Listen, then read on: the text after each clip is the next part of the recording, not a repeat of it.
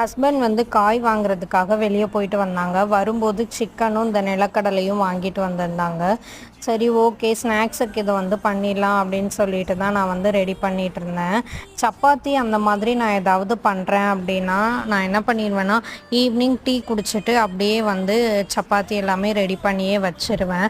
ஏன்னா இவன் எந்த டைமில் வந்து நமக்கு கோஆப்ரேட் பண்ணுவான் அப்படின்னே நமக்கு தெரியாது.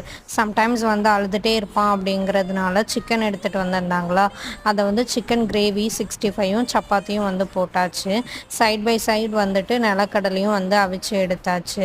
நைட்டு பட்டுக்குமே டின்னருக்கு வந்து சப்பாத்தி தான் கொடுத்துருந்தேன். சப்பாத்தியில் பால் வந்து கொஞ்சமாக மிக்ஸ் பண்ணி அதை நல்லா கிரைண்ட் பண்ணி தான் அவனுக்கு கொடுத்துருந்தேன். அவனுக்கு ரொம்பவே பிடிச்சிருந்தது. நீங்கள் உங்கள் குழந்தைங்களுக்கு வந்து நைட்டு டின்னருக்கு என்னெல்லாம் கொடுத்துட்ருக்கீங்க அப்படின்னு சொல்லிட்டு கண்டிப்பாக எனக்கு வந்து கமெண்ட் பண்ணுங்கள். இந்த வீடியோ ஃபுல்லாக பார்த்துருப்பீங்க அப்படின்னு நினைக்கிறேன். வீடியோ பிடிச்சா கண்டிப்பாக சப்ஸ்கிரைப் பண்ணுங்கள். பாய்.